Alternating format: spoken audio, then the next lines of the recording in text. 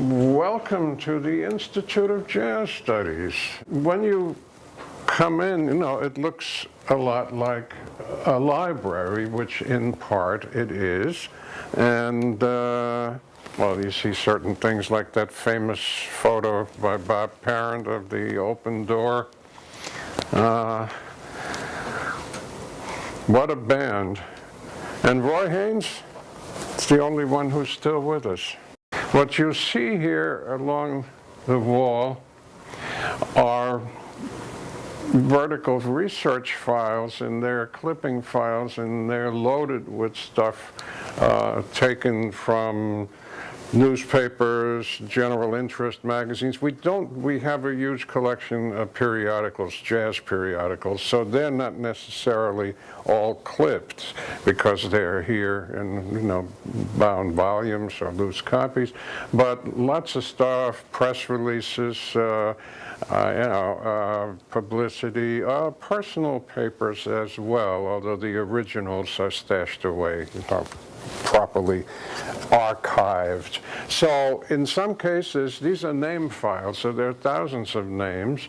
In some cases, like with Louis Armstrong or Ellington, Miles Davis, and Wynton Marsalis, you get, loads of stuff. But with other people, there may only be a couple of items. So it varies, but there are a lot of obscure people in there. All practically are musicians, but there are people like John Hammond and Norman Granz and, Stanley Crouch, whatever, but 95% musicians. This is all Benny Carter. Benny favored us at leaving us a lot of his best stuff. Our associate director, Ed Berger, is very close to Benny, actually worked with his late father on Benny's biography, Benny Carter, Life in American Music, which was published in 1981.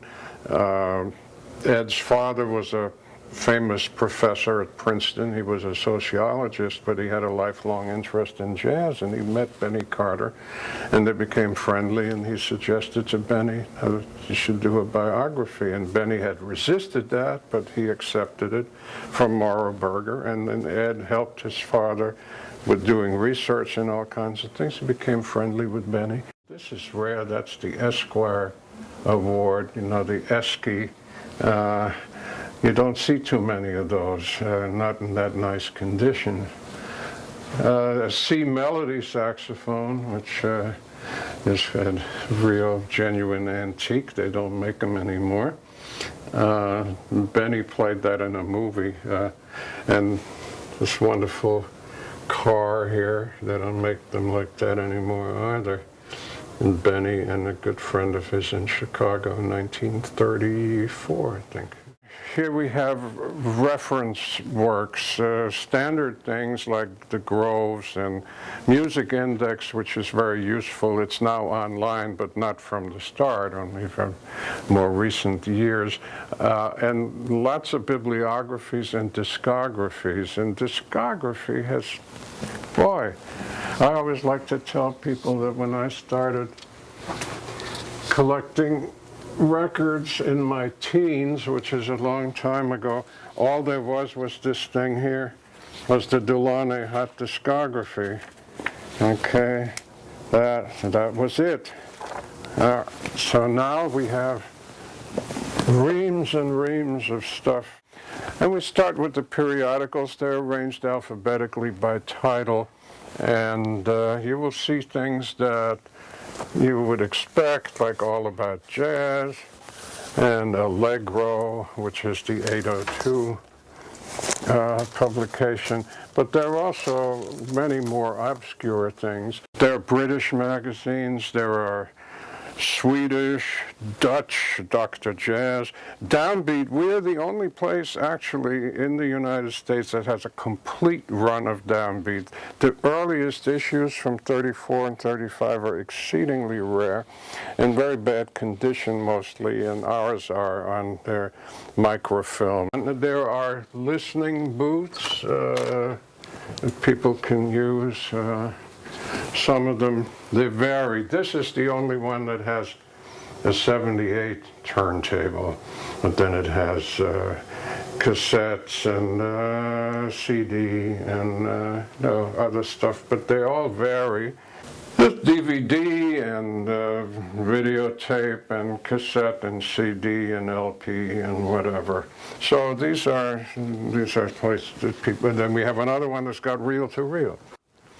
A small section of music stuff, which is, again, most of the music is in the stacks. But there's song collections, Jelly Rolls, complete piano music, and Duke, and so on, and more run-of-the-mill stuff like Gershwin and Berlin and so on, and fake books. We've got a big collection of fake books. The library is interesting because we not only try to have every book published on jazz, including obscure languages and so on. But also, our founder was Marshall Stearns, who was one of the first really serious jazz scholars. He was a pioneer in that respect, born in 1908. He was a professor of English. He was a Chaucer specialist, but his avocation was jazz. He founded the Institute on the basis of his wonderful collection in 1952 because he felt that there should be a place where people could do jazz research that didn't exist at the time. Marshall died suddenly of a heart attack in 1967, and that's when stuff came to Rutgers, because he had willed it to Rutgers before. Nobody expected him to die so soon. Marshall was only 58. There are more files here. These are clipping files, again, arranged by topics. And all this stuff relates to record labels. It supplements discographical information, catalogs, and all kinds of things. This is one of our rare magazines. Actually, it's a duplicate, so that this is the Belgian music, and it is Armstrong coming to Belgium in 1934. This is where we input recordings in different formats. They get put into what we call a computerized shelf list. For many, many years, we did this according to a system that was designed for us in the early days of computers, a thing called Paradox, which is long since obsolete. So we were unable to do it other than in-house. In-house, we can access our record collection by label, by artist, by keyword. Our guy who does all this inputting, John Clement, there he is, he started this bag collection. So we now have a collection of bags from record stores all over the place, many of which are now out of business.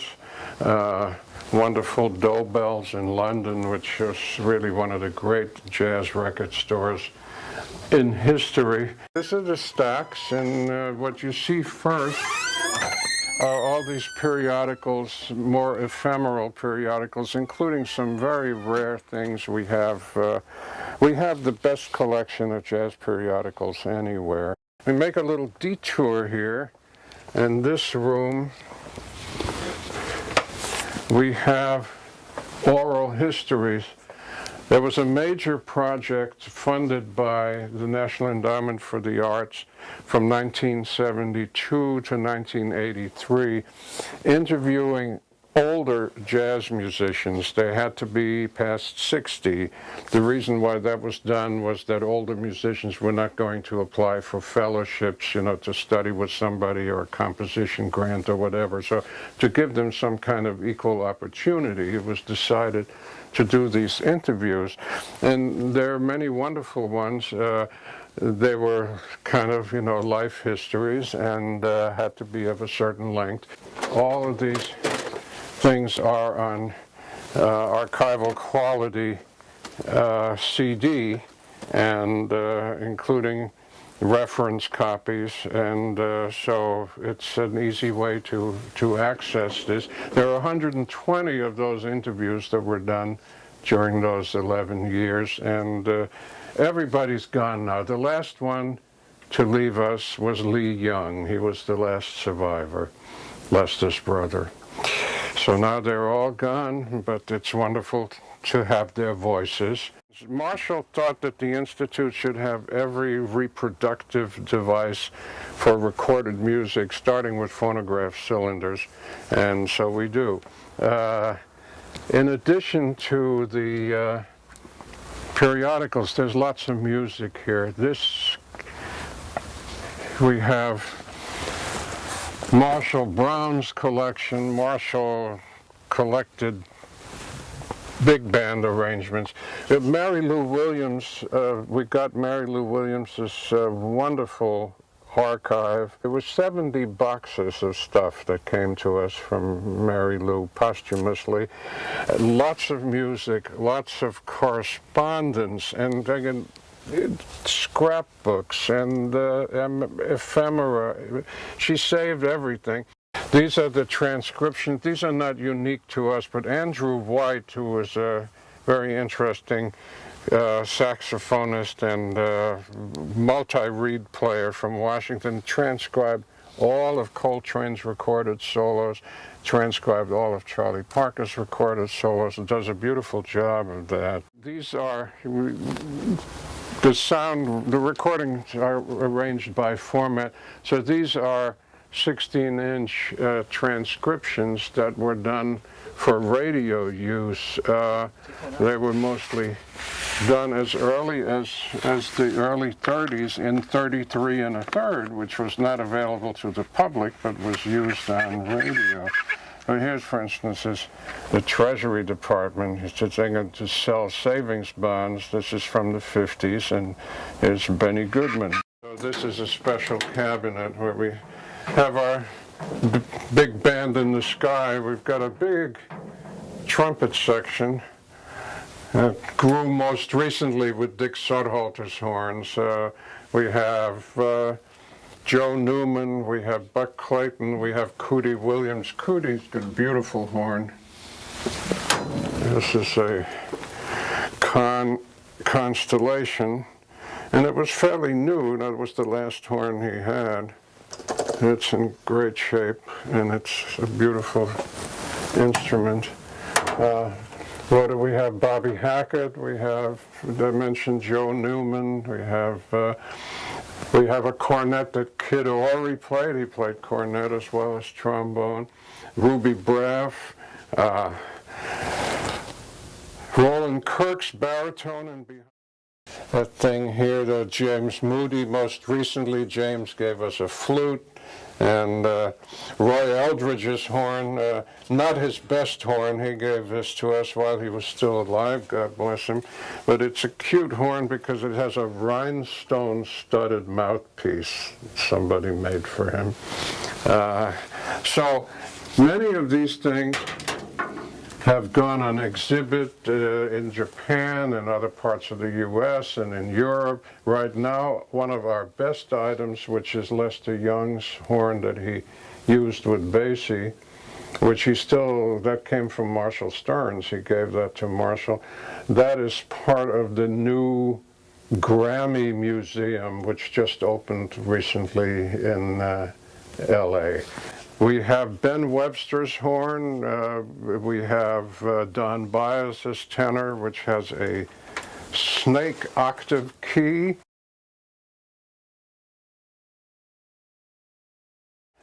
At the time, he favored green ink. So here he goes. And Louis had a very good hand. And when he wasn't sure that his alias, he was really, you know, we know that Louis was a great writer, but this is wonderful to have. It has been published in a book called In His Own Words, Louis Armstrong's. We made it available, but of course there's only one original manuscript here. Nowadays we go to the beach and take our iPod or whatever, but in the 1920s, if you wanted to take music with you, here's a little compact. There's a turntable. It could accommodate a 10-inch 78, and there's the, you know, there's the horn, and I don't want to take it apart now, but it's cute. You could take that to the beach and do the Charleston. Kind of fun thing here that belonged to Ella Fitzgerald. Things that we have of Ella's, we have a wig, we have a pair of broken sunglasses that belong to her, but this is fun. She had this on her mantelpiece. It's made of forks and spoons, and she dug it. Anyway, some people may think that the real heart of our collection is the recordings, and there we have by format 12-inch LPs and CDs, and it keeps growing. Of course, we have upward 90-odd thousand 12-inch LPs. The CDs by now must be nearing the 25,000 mark. 78s, which are still in demand for reissues. You know, you go back to the source because the technology keeps improving for taking that information out. About over 50,000 78s, 10-inch LPs. Further down, this is temperature humidity controlled, which is necessary. There are 12-inch 78s and acetates and test pressings. There's some film. Most of the film has been converted. It's terrible. Technology keeps improving. Converted all our film to videotape, but now we should convert the videotape to DVD, and who knows what's next. So, I guess that's about it as far as the walkthrough is concerned.